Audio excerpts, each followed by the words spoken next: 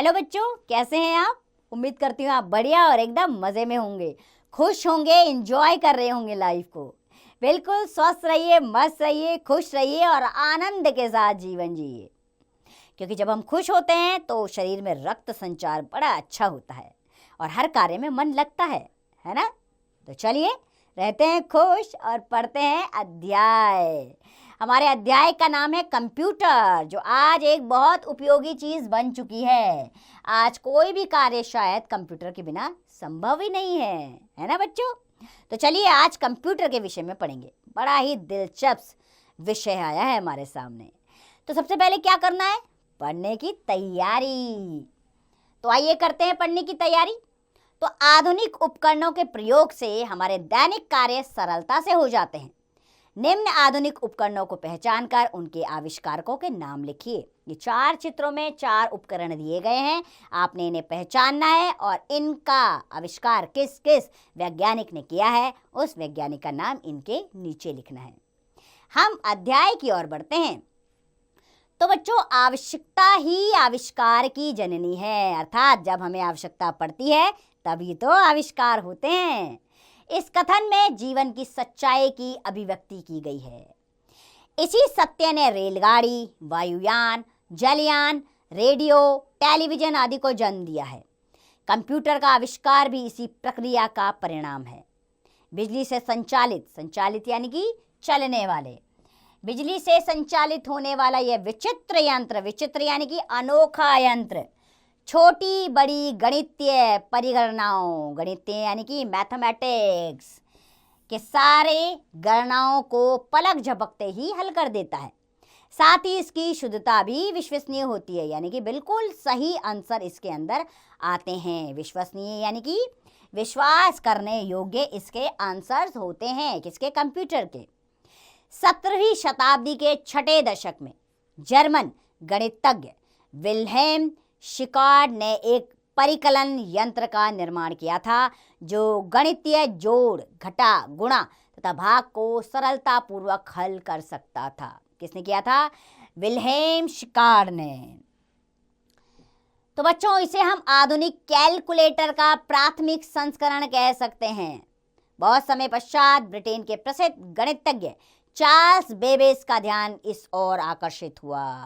आकर्षित यानी कि उस ओर गया। 19वीं शताब्दी के उत्तरार्ध में उन्होंने इसके विकसित यानी कि डेवलप हुए विकसित रूप का नमूना तैयार किया, किंतु इसकी बनावट इतनी जटिल थी कि उस समय का कोई भी शिल्पी इसकी बनावट को समझ ना सका। कुछ समय बाद ASCC नाम का कंप्यूटर बनाया गया। इसे मार्क का नाम दिया गया। इसमें पहली बार नलिकाओं यानी कि वैक्यूम ट्यूब्स का प्रयोग किया गया। बिजली से चलने वाले अन्य उपकरणों की सहायता से यह गणितज्ञ परिकलन करने में सफल रहा, यानी कि गणित के सारे नंबर्स को जोड़ घटा करने में ये बिल्कुल सफल रहा। परंतु हजारों निर्वात नलिकाओं के प्रयोग किए जाने से इसमें बिजली की खपत अधिक होती थी, यानी कि बिजली इसमें ज़्यादा लगती थी। इसीलिए जिससे ये हजारों अधिक खर्चीली साबित हुई है प्रणाली। अब पहले मौखिक प्रश्नों के उत्तर ले लेते हैं, ठीक है? आवश्यकता किसकी जननी है? तो आवश्यकता आविष्कारों की जननी है। दूसरा प्रश्न, पहली बार वैक्यूम ट्यूब्स का किसने किया प्रयोग? तो पहले बार वैक्यूम ट्यूब्स का प्रयोग नलिकाओं में किया गया। तो बच्चों आइए अब आगे बढ़ते हैं। तो सबसे बड़ी जटिलता यह सामने आई, जटिलता यानी कि सबसे ज़्यादा परेशानी की बात यह सामने आई कि बिजली के अधिक प्रयोग से उपकरण शीघ्र गर्म हो जाता था। ये उपकरण जो बना वो बिजली के कारण बहुत जल्दी गर्म हो जाता था और इसकी नलिकाएं जल जाती थी, फिर ये काम करने योग्य नहीं होती थी। इसके बाद निर्वात नलिकाओं के स्थान पर जर्मेनियम क्रिस्टल उपकरणों का प्रयोग किया जाने लगा, जो निर्वात नलिकाओं की अपेक्षा अधिक उपयोगी सिद्ध हुआ। इनके शीघ्र गर्म हो जाने का खतरा नहीं था और यह अधिक टिकाऊ भी सिद्ध हुई। परंतु सिलिकॉन की खोज के साथ कंप्यूटर का वास्तविक रूप सामने आया। सिलिकॉन कम ताप पर भी सफलतापूर्वक कार्य संपादित कर सकता है। इसकी छोटी और पतली ट्यूबों वाल्वों ने निर्वात नलिकाओं का स्थान लिया, जिससे क्या हुआ बच्चों, कंप्यूटर आकार में छोटे और कम भार वाले बनने लगे। यानी कि कंप्यूटर अब छोटे आकार में बनने लगे और कम वेट के। अब तो लैपटॉप और लघु आकार वाले माइक्रो कंप्यूटर भी बनने लगे हैं। क्या बनने लगे हैं? लैपटॉप और माइक्रो कंप्यूटर, जो छोटे कंप्यूटर होते हैं, वो बनने लगे हैं। आधुनिक कंप्यूटर के निर्माण का श्रेय हार्वर्ड को दिया जाता है। किसे दिया जाता है? हार्वर्ड को, जिन्होंने सन 1944, कौन सी डेट थी, 1944 में पहला कंप्यूटर तैयार किया।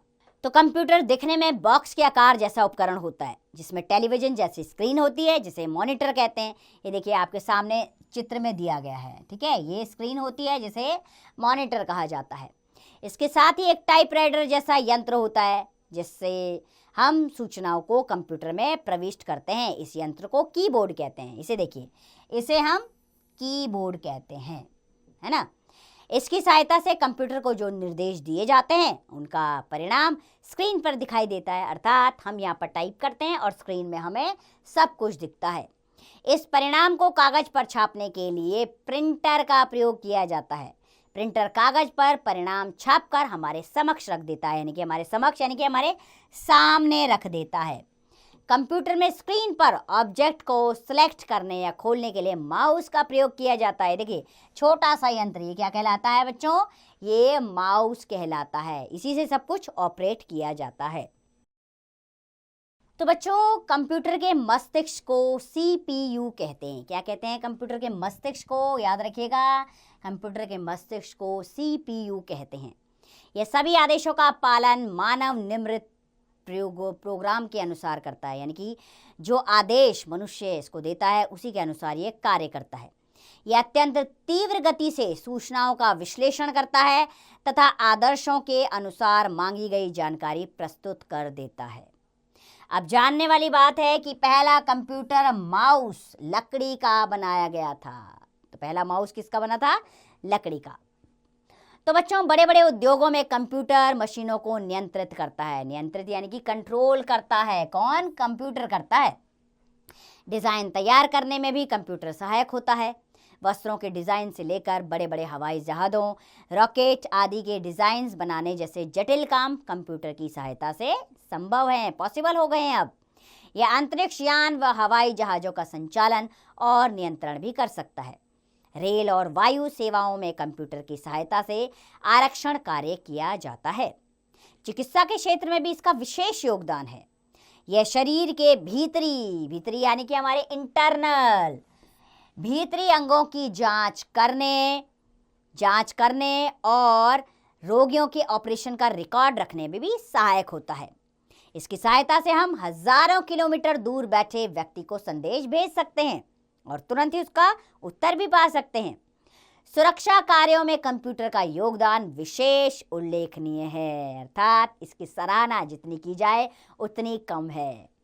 उपग्रह से प्राप्त मौसम संबंधी जानकारी पाने में भी कंप्यूटर की सहायता ली जाती है। कृषि क्षेत्र में भी इसका उपयोग किया जा रहा है। बच्चे कंप्यूटर की सहायता से वीडियो गेम खेलकर अपना मनोरंजन करते हैं। कार्टून फिल्में बनाने में भी कंप्यूटर पीछे नहीं है। अब तो बैटरी से चलने वाले छोटे छोटे कंप्यूटर भी बनने लगे हैं, जिन्हें जेब में रखा जा सकता है या घड़ी की तरह कलाई पर बांधा जा सकता है। तो चलिए आगे बढ़ने से पहले मौखिक प्रश्न जान लें। तो पहला प्रश्न है, आधुनिक कंप्यूटर के निर्माण का श्रेय किसे दिया जाता है? तो आधुनिक कंप्यूटर के निर्माण का श्रेय हार्वर्ड को दिया जाता है। कार्टून फिल्म बनाने में कौन पीछे नहीं है? तो कार्टून फिल्म बनाने में कंप्यूटर अब पीछे नहीं है।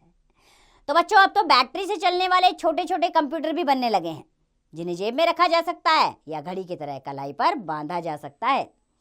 वास्तव में कंप्यूटर ने अलादीन के चिराग, कहानी पढ़ी है ना अलादीन के चिराग की, जो चिराग घिसते ही हाजिर हो जाता था और अपने आका की सारी ज़रूरतें पूरी कर लेता था। तो वैसे ही अलादीन के चिराग के जिन की कहानी को इसने दोहराया है। जीवन के प्रत्येक क्षेत्र में कंप्यूटर का प्रयोग एक क्रांतिकारी युग की सृष्टि करने वाला साबित हुआ है।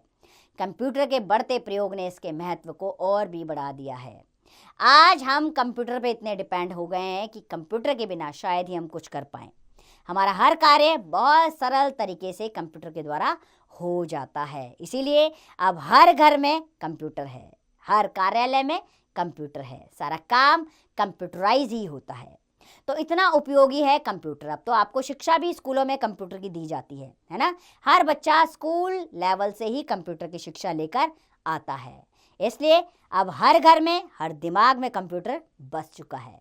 तो बच्चों, ये थी कंप्यूटर की कहानी जो इस अध्याय के माध्यम से हमने जानी। बड़ी रोचक कहानी, बड़ी दिलचस्प और हमारे जीवन का अहम हिस्सा बन गई है कंप्यूटर की ये कहानी और कंप्यूटर।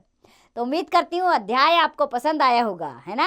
और आप भी कंप्यूटर में इंटरेस्ट रखते होंगे, आपको सारी जानकारी होगी कंप्यूटर की, ये मुझे पूरा यकीन है। तो बस इसी तरह इस अभ्यास को दोहराते रहिए, इसके बारे में और जानकारी प्राप्त कीजिए। खुश रहिए, स्वस्थ रहिए, मस्त रहिए और इसका अभ्यास कार्य स्वयं कीजिए।